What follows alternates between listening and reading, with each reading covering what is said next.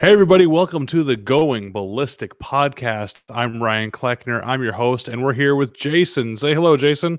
Hello, everybody. That's Jason Kleckner. I didn't introduce him fully. Yes, we are related. That's what makes some of our stories make sense about growing up and hunting and shooting and things like that. Because, as you guys know, if you've been listening along so far, we have a family that just loves the outdoors, loves hunting with rifle or bows, and just man, overall involved with anything outside. And that is a perfect segue to what Jason's been up to this last week. Because Jason, talk to us about some family experience you had with shooting. Oh, well, this last weekend, as you know, I've been trying to get out and go shooting for a while now, and it's just, everyday life, work, everything else going on. It's hard to do sometimes. So I had told my brother Jared, who recently moved back to Phoenix, I said, hey, man, I really want to get out and do some shooting this weekend. What do you say? We'll grab a couple guns, load up the Rhino, head out into the middle of the desert and do some shooting. And I think we have a new long range shooter. He is had a blast. He's hooked. He can't wait to go back out again. That's awesome. So help me out with his. I mean, I know his experience was like ours. He grew up, relatively the same. He was between us in age, I think. Yeah, So he had the same experience as we did. But what is his long range experience until now? Has he ever really purposefully taken a long range shot? I don't believe so. I think that was kind of his first experience at it was this past Sunday. And we had so much fun doing it that after shooting for a little bit, we moved to another rock that was, as far as I'm concerned, smaller than a soccer ball. Mhm. If anybody saw the videos that was on my Facebook, I mean, look at the bushes and stuff around it. It's not very big, but we were shooting at 700 yards on the nose, um, and he kind of got the wrong impression, I think, at first because I literally had printed my Vortex LRBC sheet for that Mhm. area. Yep. We got there. I mean, I literally dialed the gun right to where it needed to be, sat it down, and pretty much in the first shot, he was right there. You know what I mean? Yeah. My So he's wife's like, done that before. I've laid my wife down behind a rifle because she's like, "Oh, I'll take a shot." Okay, cool. So she gets behind the rifle. You tell her the exact wind call, hold of the target. She pulls the trigger. Ding. She stands up and goes, "I don't get what's so hard about that." It's, well, there's a lot of work that went into that. So talk to me yeah. more about the rifle. So give us some more intro. Like she went out there. What rifles did you bring? Okay, so we took my 308 that we had gotten, which was at 700 that I got through that Remington cell, and we put a different stock on it. We put Mm-hmm. the Trigger Tech trigger on it, Vortex HST scope. Yep. We basically found a boulder that we could lay it across, set the bipod up, and kind of wrap our body around to kind of lock in. Um, but even with that being said, I mean, he either hit the edge of the rock or was right around the rock, and he did hit it dead center a couple times. So he shot really well, Mm-hmm. Well, and good. we had a blast doing it. I mean, So did you just talk him through any of the basics when you're out there, or did you just want to give him a test? Because I know sometimes when you're bringing, he's not a new shooter at all, but when you're trying to introduce somebody to a certain style of shooting, sometimes it's best just to shut up and let them have fun, right? And then sometimes it's better to give them a little bit of a taste of what's going on so they can appreciate what happens. What did you do with Jared? yeah. So basically, once we got him down, I told him because he knows how to shoot, Mm-hmm. and I said, do whatever's comfortable for you. I said, but the one thing you need to do before we start, Jared, is I said, you need to lay down and dry fire this gun like 3 or 5 times. I said, because this trigger is going to really catch you off guard. And as soon as he did, he's like, oh, absolutely, man. And he's like, I'm glad I did that. So that Mm-hmm. was the one big thing that we did. And then after that, I, told him maybe try wrapping your arm around. And I don't think what I do worked as well for him. Whatever he was doing seemed to be working the best. But other than dry firing it, I think that was the best advice I could give him just to get used Right. to and what to experience before it actually fired on him. Good, good. And did you guys talk about like minutes of angle or mills or things like that at all, or did you not need it? No. Yeah, we talked about it because he was asking questions. Mm-hmm. Like, well, how do you know where to put the scope? So, I went over what I did. I said, Jared, it's been a little hard for me because I've been going by myself. So I literally hike out big pieces of cardboard, shoot at it, hike all the way back, get the data, because I don't have somebody spotting for me. Mm-hmm. And, I've had to work with adjusting my LRBC to get it right where it is right now.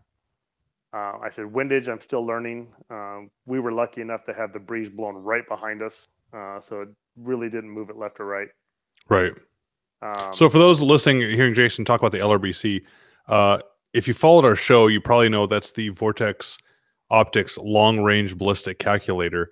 It is a free tool. I think it's a great one. Right on their website, you just go to the Vortex Optics, and right at the top right, you'll see the LRBC. You click on it, and you can get as easy or complicated as you want to get. You can actually open up the menu by more advanced options, and you can fill in more and more details about your bullet rifle and the atmosphere. It even uses Google Maps. You can pick where you're at and get the current weather, atmosphere for where you're at, or you can enter it. And the printouts are kind of nice too, because you can print out matching where you should be holding on the reticles, or you can print out, graphs or charts. It's a slick system. I think Jason's been really happy with it. oh yeah, it's been great, and especially for me because I start with what I know, enter the data, and then each time I go out, you go to their validate area, and you would Mm-hmm. actually enter. Okay, so for instance, it told me at 500 yards I needed to be 12 and a half minutes, right? Mm-hmm. Well, if I really shot 14, I enter that in my validation, and it'll recalculate the bullet coefficient, the speed. Even though it's not accurate, it'll recalculate it to what's happening, Mm-hmm. and it's been really accurate for me. It's been great. Good. Well, it wasn't at first, because you had to keep tweaking it to get it to where it needed to be, right? Oh yeah. No, I had trips to get it there, but now that it's there, I mean, the last 3 trips that I've gone out, I've literally clicked on the map where I'm going, got the data and the weather, and it's been pretty spot on. Mm-hmm. I mean, even on this trip, I dialed right to what it said, and we were there. That's awesome. That's awesome. So he's hooked, huh? He had a good time. What is he gonna Oh, buy? Equipment? Is he gonna be borrowing stuff for you? Let's go. What is he gonna do? I don't think it's going to take too long for him to start getting a piece of equipment to start shooting with. I really That's don't. funny. That's funny. Well, good for him. I'm excited he's getting into it. We can get more people involved, and it's going to be a lot more fun for you going out there. Um, I want to get into the idea of having someone out there while you're shooting. Oh, Obviously, it yeah. makes it easier for you when you're trying to figure out what's going on. But I want to ask you about your experience spotting. What did you either experience or learn or wish you were better at? Any of those things when it came to spotting So for the for the target? first time ever, because like I said, I've been doing this on my own, so I've not been able to see exactly what's going on because the gun jumps, and I'm off target a little bit. So actually looking through the spotting scope and watching Jared shoot, not only seeing where the bullet's hitting and telling him what's happening, Mm-hmm. I was actually for the first time ever able to pick up the vapor trail and actually see the bullet arc and come down, and that was cool. I mean, I I've tell never people been it's like able the to experience Matrix. that. It's one of those things you can't see it, and then all of a sudden, once you see it, you can now see it. Well, and it was interesting because we had a spotting scope not directly behind him, but just a little bit to the left, so looking Mm-hmm. kind of across him and to the right. So once I spotted it, um, I never could see it looking at the target he was shooting at. I had to look just a little bit up and to the right of it, and I could pick it up and see it drop right Yeah. into it. Mm-hmm. I can Um, usually see the trace right before it peaks and then down. So I see it raise a little bit and then pop right into the target. yeah, Yeah. yeah. So and So it's for those of you really guys listening who haven't seen trace, it's you actually see the turbulent bubble, the little bubble of turbulence around the bullet as it flies through the air. And the light does need to be right. You do need to be using a spotting scope or some sort of magnified optic. And it is best if you're directly behind the shooter. It's the easiest to see. But the trick is, and there's going to be a lot of tricks I want to try and talk about here, because I'd like to talk about spotting, is one of the tricks for seeing that trace is one, bringing the focus back off the target a little bit. So stop being so focused perfectly on the target. Instead, be focused a little closer to the target.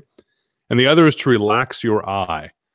So the idea is not to flinch, not to be so intently staring at the scope that your either eyes are going to get so fatigued that you can't last there, or two, that when the gun goes off, you don't blink and flinch and therefore miss it. If you just relax your eye a little above the target, I mean, realizing the bullet is traveling in an arc all the way there, if you do that, and once you start picking up trace, you'll be able to pick it up every time from then on out. It might take you a while to get it the first time. Maybe it's like those, remember those 3D pictures from like the 90s, Jason?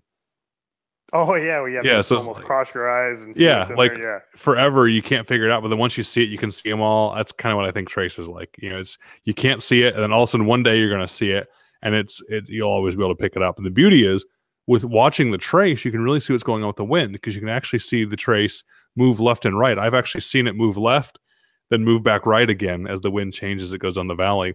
And if you're shooting somewhere else where you can't see good impacts, if you pay attention to the trace, you can see actually where a miss might be.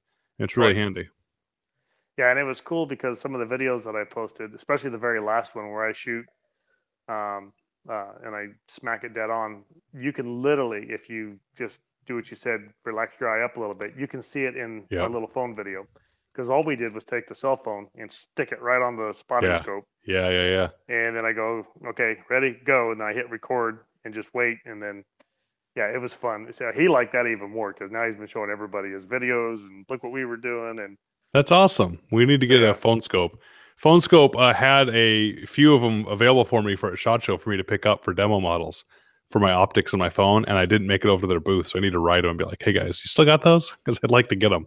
You know, hold your phone for you perfect, so it doesn't have that movement or anything like right, that." right. So we have some people in the comments going very active on Facebook. I love that you guys are on there. We have some folks asking like, how far does 6.5 Creedmoor reach before it goes transonic, before it slows down enough, before it goes into the subsonic speed? And it depends on the load, of course, but you can get about 1,200 yards out of 6.5 Creedmoor while it's still supersonic. That's a lot further than 308. Steven has a question. Spotting for someone else is fun for you. Question though, do you think it is important to communicate a lot between the shooter and spotter pre-shot? No, I think it's important to not communicate a lot. The exact opposite, actually, Steven. You guys can talk and hang out and have fun, but when it comes to shooting, you don't need confusion going on. The Hollywood or even the military style, which I'm glad the military is getting away from this, what used to be the military style of spotter ready, shooter ready, send it, sending, sent it, see it. I mean, just all that stuff back and forth is just wasted communication. And when it comes to trying to either be quiet, it's hard to be talking back and forth, or if it's really loud, it's hard to hear back and forth who's actually saying what. So I believe that when the shooter's ready and the spotter's ready, the spotter gives a wind call, and the wind call might be center hold, which means zero wind. And the shooter knows when he gets a wind call, it's time to shoot. And he shoots as soon as he can reasonably shoot. And if he can shoot right away, great. If he can't, because he's still getting in position, the spotter should just keep watching the target and then update the wind call if need be. So it can be something like this. If I was the spotter, I can look at the target and say, all right, half mil left. Half mil left. Oh, quarter mil left. Bang. Shooter shoots. That's how it goes. And then the only thing the shooter should be doing is reloading the gun and calling a shot so that it gives me feedback as the spotter. You definitely should not be talking back and forth on, well, I think you missed. Well, how far? Oh, a little to the left. Well, how far left? Oh, about a foot. Let's see, a foot. Well, that's 600 yards. That's 2 minutes. Yeah, come 2 minutes right. None of that conversation helps. Matter of fact, that's just going to get you confused. Instead, you should just be calling your shot and waiting for your adjustment in your new wing call. I think it makes it a lot easier. So, Jason, how was it skill level, do you think, between spotting and shooting? I think the shooting is, of course, harder. All right. It's interesting. Yeah, I think that because, I mean, there's so much that goes on. And we were shooting 700 yards, which is, to me, still a good clip to shoot. And even when we were spotting, I mean, I would tell him, because he had asked, or want to know where it was at. And I'd say, okay, you're just a little left. It wasn't even enough to tell him it was a minute of angle left because he was clipping either the left edge of the rock or the right edge of the rock. I mean, we're talking inches. I mean, it could have been just a little flicker of him or maybe just a little brush of wind, but not enough to move it far enough to do anything or call anything. Right. So we'd be little left, little right, top right, but he's hitting it. So I'm going to disagree a little here. Not in every aspect, but generally, I think spotting is harder. So I think a good spotter can make all the difference for the team. And a good spotter doesn't just call the wind calls. A good spotter figures out what's going on with the distance, figures out what's going on with the dope and the atmosphere and things like that. Figures out what's going on with the wind to do the wind readings, of course. But they also can diagnose the shooter and figure out what's going on. So if it's going left and right and the shooter's doing something wrong, they can coach the shooter to get in there. So my experience from the military side of things is the spotter is the senior person on the team. Because when it comes to shooting, really all the shooter's doing is focusing on the reticle and applying proper trigger control and calling their shot. The shooter should be doing nothing different at 100 yards than they do at 1,200 yards. Same reticle, same trigger, right? Right. Matter of fact, the only difference between 100 and 1,200 yards is what the spotter determined what to do, which is how high, how much elevation to put in, and how much wind to hold left and right. So really, the shooter can just be the dumb monkey on the trigger that does nothing but pull the trigger the same every time.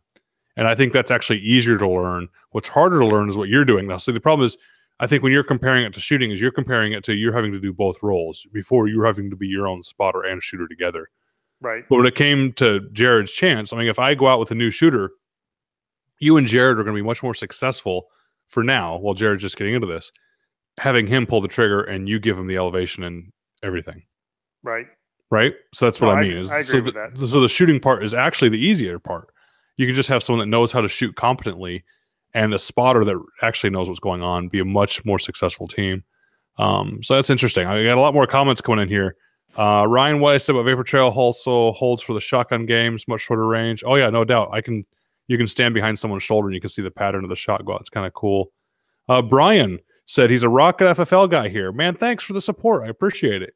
He says, had his initial inspection today at the ATF, and they said that you had the most error-free application you've ever seen. Thanks for the help. Dude, that is awesome. Thanks for the kind words. Thanks for supporting me with Rocket FFL. And I'm glad it's working out for you. I think people are figuring that out more and more every day. Is yes, you can try and do it on your own, or you can just leverage and learn off of all the experience and little tips and tricks. You know, most of the things I get emails, guys, every day, more than one, of somebody asking me something that's in the course. And so I have to have the delicate answer back of, well, I kind of sell that information. I want to help people, but I don't want to give it all. Like, hey, Ryan, can you send me a checklist of everything I need for my application for an FFL? Yeah, I could. Or you could go over to my course, right? So it's like, I don't want to just say that. But at the same time, I try to tell people, you got to take the course anyway. And this is why. There are things in there that may make you ask questions, may make you think of things that you never thought of before. So you just want a checklist. You could Google that. It's really to learn how to get like Brian said, that's awesome. And I need to like screen capture that. The most error-free application he's ever had. Again, I appreciate the comments, man. It looks like you're getting your FFL in 3 to 5 weeks. Should be faster than that. Should be 2 weeks, but we'll see. Steven says it's tough spotting for someone using mill when you're using MOA. It blew your mind. Yeah, it is. It can be difficult if people are using different units of measurement. And we can talk about that next, because I think, Jason, you're in the market for a spotting scope now, right? I am in the market for a spotting scope. That's the one piece of equipment that I have left to buy.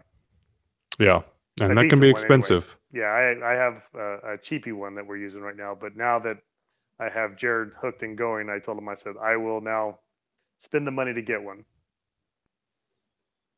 Yeah, exactly right. Do it once. So we'll talk about that for the reticles. More comments and questions are coming in. People are asking about how to do applications now for FFLs. Yeah, they don't. You're right, Brian. They don't like by appointment only and listed in the hours. But they could get over that too. If they don't like it, I get it. They want to know when to come inspect you. Trigger pull question for you. All right, what is that? It was, what poundage do you think the average trigger should be? I like 2 pounds. By Bobby. What do you like, Jason? You know what's funny is that that Trigger Tech trigger I have, I think, is at 2.5, but it feels like a half or a 1. I kid you not, dude. Same exact experience. I pull out of my trigger pull gauge. I'll pull on a Trigger Tech trigger, and it'll be like 2 and 2.5. But when I feel it and everyone else feels it, they swear it's way lighter. Yeah, that's just that's one of the reasons why I love them. Yeah, I think 2 is great. I don't any lighter than that. I don't want it to surprise me when the gun goes off. I want to be able to choose when the gun goes off. I also want it safe and reliable. You know, so 2 or 2.5 works for me. Yeah, and like I told you, when I put my Trigger Tech trigger on, I was so nervous that it felt so light. I literally took the gun and started bouncing it on the ground to see if I could get the trigger. Oh, yeah. You had to make sure it's safe. I was like, man, this doesn't seem right. I love them. I love them. Chuck, I actually imported a big box of them. Chuck asked a question. He said, first, love the book and given away 3 as gifts so far. Thanks, man. I appreciate it. You worked up a good recipe for your 6.5 Creedmoor before your can got here and all your data is off. Do you need to completely start over? No, not necessarily. It's if your cartridges, if your rounds are still grouping the way you want them to be, then who cares? Now, if your data's off at distance, yeah, that's because you're probably getting a little more velocity with the can on. you need to start over and that you need to start collecting new data, but that doesn't mean you need to work up a new recipe necessarily. So yes, your dope will be different, but your recipe might be just fine. Hey, Jason, I want to know what Richard wants to know. He asked, how's the Cerakote coming? How is it? I haven't done any more yet, but I have the What are you parts doing? collected. What are you doing, Jason, between when we're talking? Working and paying bills like everybody else, I hope. No, I have another project gun coming for my dad. Actually, he wants one, so that's going to be my next Cerakote project. So I've already got the colors in, and I've got the lower, and I still need to get the upper and the rail, and I'll start spraying his next. So my big trick still is to try to master how to spray the inside of the upper and the lower, especially the Yeah. upper. That's the one place I struggled the most. Everything else I think was easy. And the gun I took out with the 308 this weekend was the last one that I built with the Cerakote, which is working awesome, by the way. So after fixing the metal mag and also filing that little chamfer inside, I didn't have one jam at all, and it shot great. We were shooting it at about 250 yards, I think is what we ranged it at, and just drilling stuff with it, with the red dot. It was great. Shot That's really awesome. That's awesome. I want to give a shout out to somebody while we're on here. I haven't done this on this podcast yet, but these folks have been really cool. I bought this, so this wasn't a sample or a freebie or anything. I bought a Black Rhino concealment holster for my CZP-10. This guy right here. And I ordered the straight cant, so like no cant. And this one accidentally came with the 15-degree forward cant, which is a lot better for concealed carry because it kind of tucks the butt of the pistol in a little bit more. But the holster is amazing. The quality of the holster. It comes with concealed carry clips that you can put on it that go like inside the waistband. So I love the holster. But I contacted them. I'm like, hey guys, small problem. I loved the gray holster that I ordered, but the cant was off. They're like, oh shoot, our bad. We'll get you a new one out in the mail right away. So of course, like immediately, the straight one comes in the mail. So I got the straight one I needed, but I had this one. And I was asking them what to do with it because it was kind of a custom deal, being that it's gray and the P10 for the CZ and Ford Cant. And they said, feel free to give it away to somebody on one of your podcasts. So if you guys have a CZ P10, it's got to be CZ P10 for this to work right, and you would like this holster to try out, just let me know in the comments and it's yours. You just have to promise me that you'll at least write them a note letting them know you like it if you do. So you got a CZP-10 and you want this holster? Let me know. I'll give you the holster.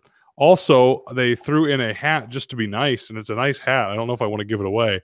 It's one of those flex fit hats. It's a large, extra large. I think they know I have a big head with the Black Rhino concealment logo on there.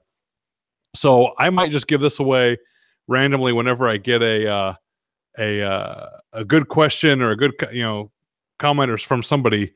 I'll happily give this away to somebody throughout one of the podcasts. So keep that in mind as you're doing it. So Paris asked if I had heard anything on the Remington bankruptcy. Yeah, I shared it on Facebook when that first came out on Reuters.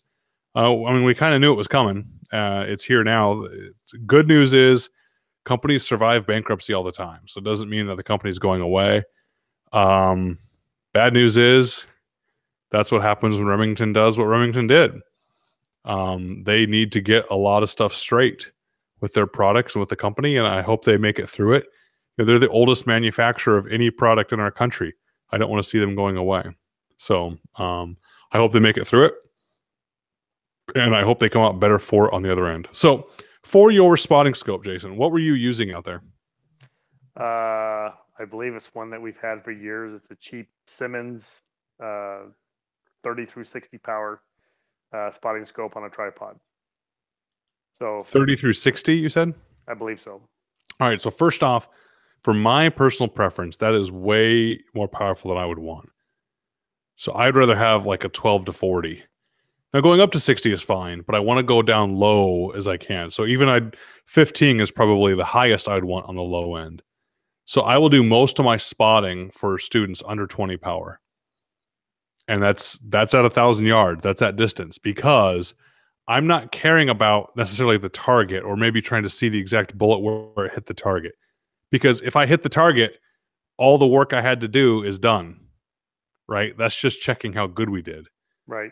When as a spotter, I want to do all the work, which is seeing the wind, seeing what's going on with the terrain, seeing everything, trying to see the trace of the bullet, trying to see if maybe there's other targets around, depending on if it's a tactical or hunting situation. So I can do all that much, much better at low power.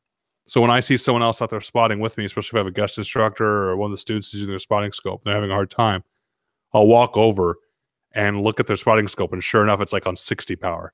It's like, oh, no, no, no, no, no. So I'll crank it down to 20 or maybe a little bit less and have them try it again. And most often, they're able to spot a lot better by seeing the whole picture. So I forgot, do you have any that you're looking at in mind? I forgot if I already asked you that or not. So yeah, I've been bouncing around. So I've looked at the Leopold so far. I really like. I think I've always had a straight spotting scope. I think I'd like to get an angled. So Okay. I'm looking down into it. I've looked at the Vortex Diamondback, and of course, which is an HD one that they have out, and then Vortex has their Razor HD that's out. Mm-hmm. So the Viper is actually better than the Razor now. So Razor is the top of the line for Vortex. But what they do is they upgrade their Viper line first, and then they upgrade the Razor line.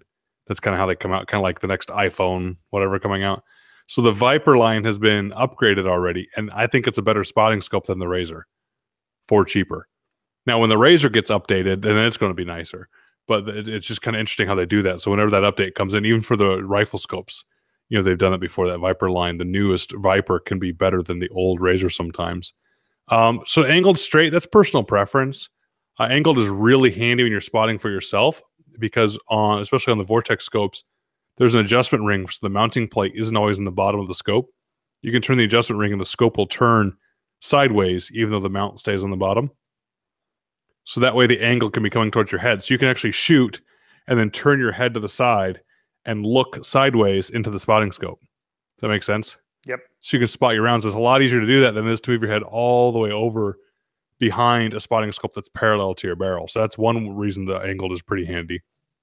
The other reason is if you're sitting there for a long time, like in a chair, you could just, lower your head down to look in and look back up. For me, I just haven't gotten used to them yet. I am so used to the straight spotting scopes because one, it's a little easier in a tactical environment. In the military police, you don't want your head up above the scope. You want the scope to be peeking over something, right, as low profile as you can. Or I'm just used to pointing it at it. And it's one of those things too with experience. I've seen guys that aren't used to looking through binoculars or a scope look at something, then pick up the optic and then search forever trying to find it in the scope, where I'm sure you're probably like this too. I'll just look at something, pick up the scope, and I'm looking right at it. Right. A straight spotting scope is much easier for me to do that than an angled one, until I get used to it. So, pros and cons. One's not inherently better than the other. You just determine which one you want. If you're going to be taking one out, like let's say backpacking, and you want to sit it on a short tripod and sit on the side of a hill in glass, the angled is also nice because now you don't have to have the tripod up so high. You don't have such a tall tripod, you can have it down there. So yeah, pros and cons to each. If you are going to get one and you're going to want to keep shooting tactical style shooting or being a spotter for a shooter, you should really consider getting a reticle in one, because it's going to make it so much easier not only to measure targets but also to have the same wind holds as your shooter's going to be having. So Leupold makes a great one. I mean, I have a Leupold. Matter of fact, what might be nice for you is the Leupold Golden Ring spotting scopes. It looks just like their Mark IV. Their Mark IV is their tactical spotting scopes that I used in the military. And the Golden Ring is the same shape, same everything. I don't think it has the same military standards to it, but it's a great scope. And it's, I think, 12 to 40 or 12 to 60 power. Tiny. It's a little bit lighter than the Vortexes, which is nice for backpacking or things like that, or hunting.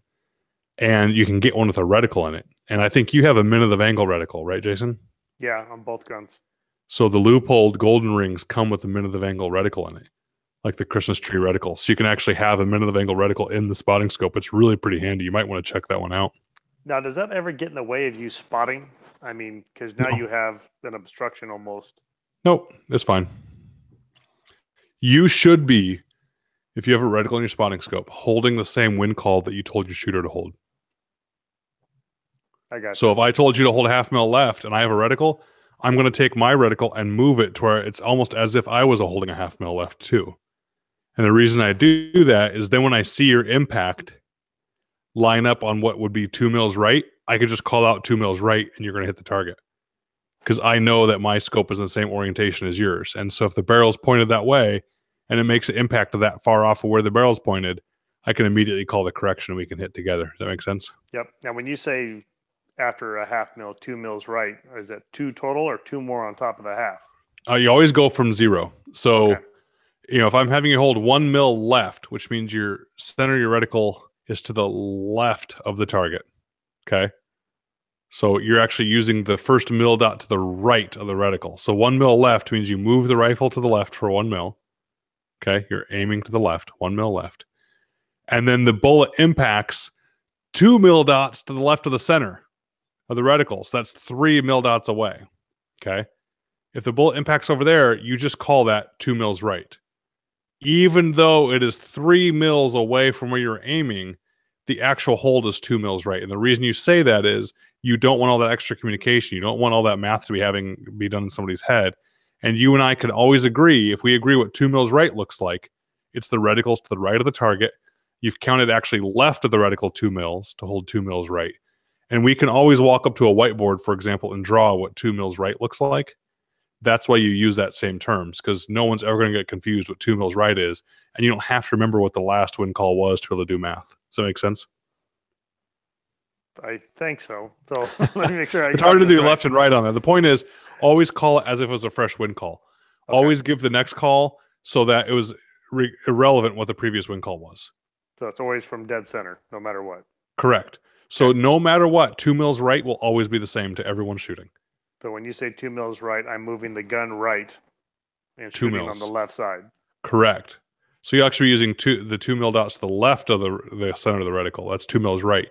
Now the reason we use from zero all the time is, excuse me, you might forget what the last wind call was. I don't want you doing math. Right. I don't want you going, well, last one was 3/4 left, and now he's telling me 2.5 right. So that's 3. No, everyone knows what 2 mils right looks like. So if I give you 2 mils right, we all know what that is, and we just go from there. Gotcha. Does it make sense? Yeah, it makes Yep. it a lot easier for people. Yeah. No, I got it. So Matt asked another question. He said, when buying a gun and having it shipped to a local FFL, do you pay tax for the state it was purchased or the state it was transferred to? Great question. Depends what your FFL wants to do, and some state laws can be different. But when you're buying the gun, you're buying the gun online. So the actual transfer has nothing to do with the purchase. The transfer is all based on possession. That is not a purchase at all. So you purchased it in whatever state you purchased it in. That's where you should be paying your sales tax. Now you might be paying a fee to the FFL, but the good news is most fees are service oriented and aren't going to be taxed. But you pay for the gun where you paid for the gun. So be careful with that on some states, but don't stress about it too much. So Jason, where are you? Weren't you going through Rocket FFL? Have you just abandoned that, or where are we at on that one? No, it's still going. I've got my LLC. I've got all my paperwork. My whole thing right now with my work schedule is trying to make it to zoning to get my letter for my application. Is Right. where I am. So it's kind of hard during the work week to get over there and get it done. But yeah, no, I am moving along just very slowly. My work schedule doesn't allow me to bounce around very easily throughout the week. Right, I get it, man. Yeah, so I'm almost done with the ATF compliance course. People have been asking me for it. I'm going to have the filming crew come over this weekend and set up all the lights and camera and everything. I don't think I'll be actually start filming till next week though, because I'm trying to get the course together, and that'll be a whole other big offering up there for the course. So if you guys are interested in getting signed up for it in advance, sign up for it now. I think I've settled on not only is it going to be much more expensive, but it's going to be a subscription based model going forward for the ATF compliance stuff, because then it's going to get you updates and access to me and things like that. So, hey, Jason, Bobby wants to know, are you using any other ballistic calculator besides Vortex? No, I tried a couple of different apps on my phone, and they just didn't work out. I mean, it was more of a struggle and a headache trying to get those dialed in. I was never able to use the one that you use because you got one of those silly phones. What is it, an Apple or iPhone or something? Yeah, one of those weird things. So no, so I've strictly been using the Vortex, and it's been great, man. I've had no issues with it whatsoever. And then, like you said, being able to print different papers for different areas. Yeah, it's cool. There's enough service in almost everywhere I go that I can literally load it on my phone if I want to and make changes and updates while I'm out there. So no, I mean, my hat goes off to Vortex. It's been a great tool, especially for me. Well, good. Well, good, man. So I'm glad you got out there with Jared. I'm glad that you're learning how to spot. It's going to be a whole new thing for you too, as you learn how to be a better spotter. For Jared. I'm going to try and cut it short for tonight, dude, because I'm fighting off coughing everything I say from everyone being sick. So if you have any more comments or questions, Jason, let me know, and I'll watch to see if anyone else in the chat has any more comments or questions before we go. No, man, I'm good. Like I said, I'm sure I'm going to have more questions as the spotting stuff continues because that's a whole new avenue for me. I haven't been able to experience that yet, and I'm really digging it. I like it a lot. Good. We just need to get you a proper spotting scope and set up. Yeah, So good. exactly. All right. Well, good deal, dude. Everyone for joining the chat. I appreciate it. Thanks for coming. Sorry it's going to be a little short tonight. But it is what it is. At least we're here. Jason, you're the man. Thank you so much for coming on again, and I'll see you all next week. All right, buddy. Take care.